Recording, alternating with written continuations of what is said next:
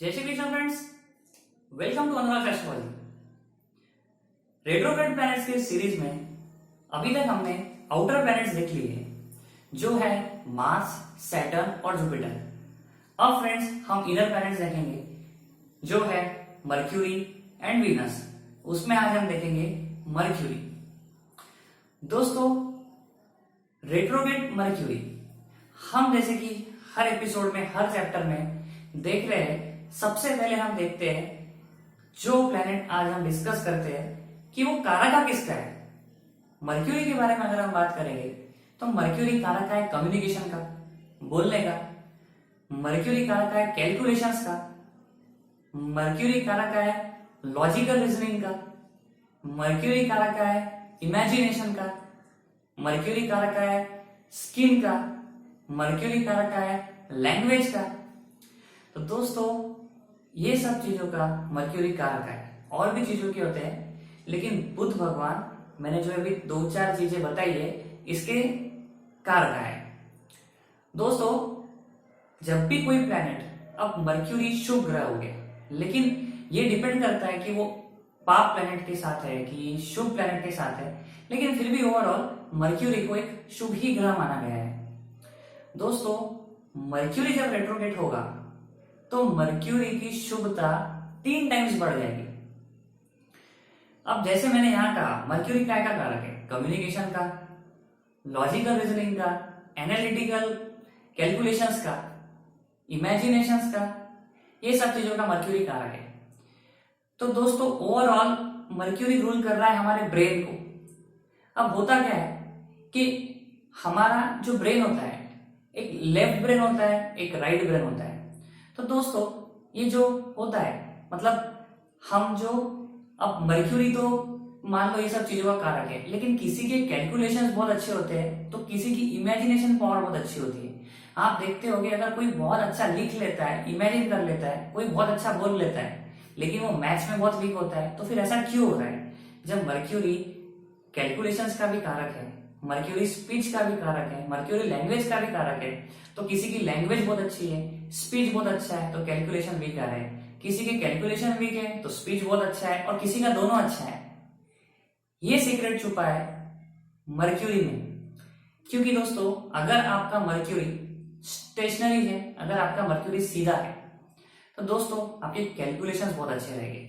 Strong रहना important है, भले ही अच्छे हाउसेस में ना हो, स्ट्रांग रहना इंपॉर्टेंट है, तो आपके कैलकुलेशंस अच्छे रहेंगे।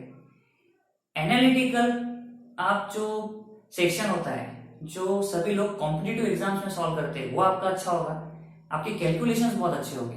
आपकी लैंग्वेज, आप जो बोलते हो, डिफरेंट लैंग्वेज बोलते हैं बहुत लोग। बहुत लोगों को 4-4, 5-5 से 7-7 भी लैंग्वेज आती है, उससे भी ज्यादा आती है।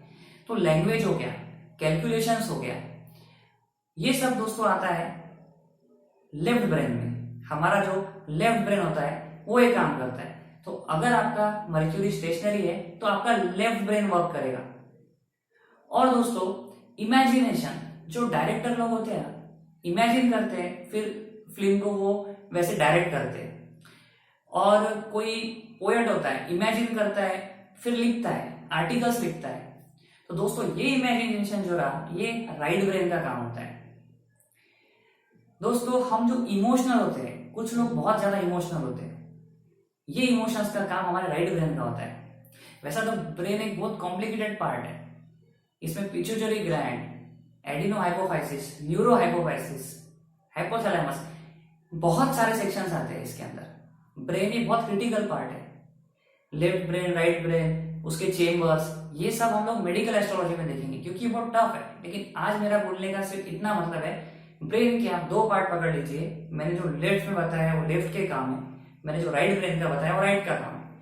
तो दोस्तों, अगर आपका मर्क्यूरी रेट्रोग्रेड है, वो इतना स्ट्रांग हो जाता है कि आपका लेफ्ट ब्रेन भी एक्टिव हो जाता है और राइट ब्रेन भी एक्टिव हो जाता है। तो सोचिए ये रेट्रोग्रेड मर्क्यूरी कितना अच्छा है।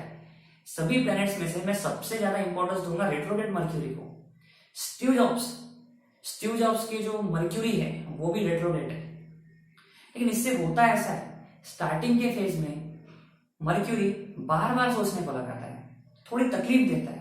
लेकिन एक बार आपका स्ट्रगल हो गया, आपका स्टार्टिंग का लाइफ का फेज निकल गया, फिर मर्क्यूरी तकलीफ नहीं देता।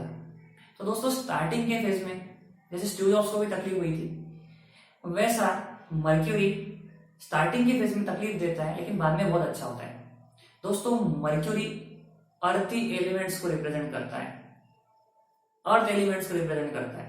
सो एक कम्युनिकेशन का बहुत अच्छा कारक है। अगर मर्क्यूरी किसी के थर्ड हाउस में है, सिक्स्थ हाउस में है, फर्स्ट हाउस में है, सेवेंथ हाउस में भी है तो बहुत अच्छा रिजल्ट देता है। लेकिन सेवेंथ हाउस में अकेला नहीं रहना चाहिए, नहीं तो इंपॉर्टेंस आने के चांसेस रहते हैं।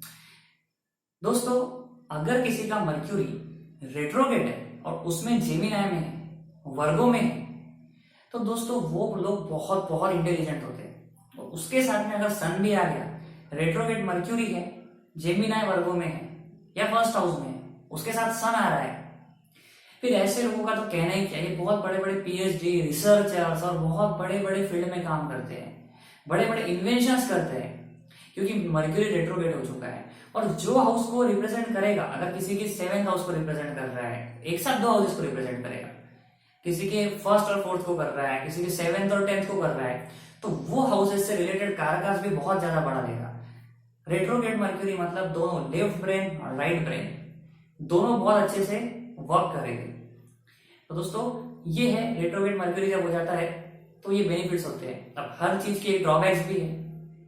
मान लेते हैं मर्क्यूरी रेट्रोगेट है और कोई हाउस में बैठा है, सेवेंथ हाउस में बैठा है, तो आप जब आपके लाइफ पार्टनर को सिलेक्ट करोगे ना, या बिजनेस पार्टनर को सिलेक्ट करोगे, आप 10 बार सोचोगे मैंने करना चाहिए कि मैंने नहीं करना चाहिए, रुकिए मैं सोच लेता हूँ। फिर से सिलेक्ट करने जाओगे, देख कर आओगे, फिर से सोचता हूँ मैंने करना चाहिए कि नहीं करना चाहिए। तो बार बार सोचना, फिर से सोचना, क्योंकि मर्क्यूरी बहुत स्ट्रांग हो गया है, ये मर्क्यूरी का काम होता है। और एक एग्जांपल, अगर मान लो आप कोई बुक पढ़ रहे हो, अगर आप XYZ कोई भी बुक पढ़ रहे हो, अगर आप बायोलॉजी पढ़ रहे हो, आप एनाटॉमी पढ़ रहे हो, आपका एनाटॉमी पढ़ना चालू रहेगा, आप बोलोगे अब मैं फिजियोलॉजी पे जाता हूँ। आप बायोलॉजी पढ़ रहे हो, आप बोलेंगे मैं केमिस्ट्री पढ़ लेता हूँ। तो दोस्तों एक बुक खत्म नहीं होती और दूसरे बुक के बारे में सोचना चालू कर देते हैं। तो जो हाउस में भी मर्क्यूरी बैठेगा वो हाउस से रिलेटेड आप बहुत सोचोगे, सेवेंथ हाउस में पार्टनर से रिलेटेड सोचोगे, लेकिन जो भी है मर्क्यूरी आपको बार बार सोचने पे मजबूर कर देगा। अगर आप किसी शॉप पे बैठते हो और मर्क्यूरी रेट्रोगेट है और वीक है, थोड़ा स्ट्रॉन्ग रहा तो सवाल ही नहीं, तो आप कैलकुलेशंस कर लोगे और फिर से चेक करोगे मैंने राइट किए, मैंने रॉन्ग किए, मैंने राइट किए, मैंने रॉन्ग किए। अगर आप एस्ट्रोलॉजर हो, आपका मर्क्यूरी थोड़ा वीक है, रेट्रोगेट है, स्ट्रॉन्ग भी है तो बहुत अच्छा है, लेकिन रेट्रोगेट है और थोड़ा वीक है, तो दोस्तों आप क्या करोगे, मैंने बर्थ डिटेल्स बराबर तो डाले, मैंने AM बराबर तो डाला है, मैंने PM तो नहीं किया। तो ये सब चीजें आप रेट्रोगेट मर्क्यूरी होने के बाद करोगे। इन शॉर्ट, अगर रेट्रोगेट मर्क्यूरी स्ट्रॉन्ग होता है, अच्छे हाउसेस में है, तो आपको सारे क्वालिटीज मर्क्यूरी की आ जाएगी। और अगर स्टेशनरी होकर स्ट्रॉन्ग है तो आधी क्वालिटीज मर्क्यूरी की आएगी। तो दोस्तों ये कुछ रहा मर्क्यूरी के बारे में। अब हम नेक्स्ट हमारे एपिसोड में देखेंगे वीनस के बारे में। आप मेरे साथ बने रहे। आप सभी लोगों को जय श्री कृष्ण।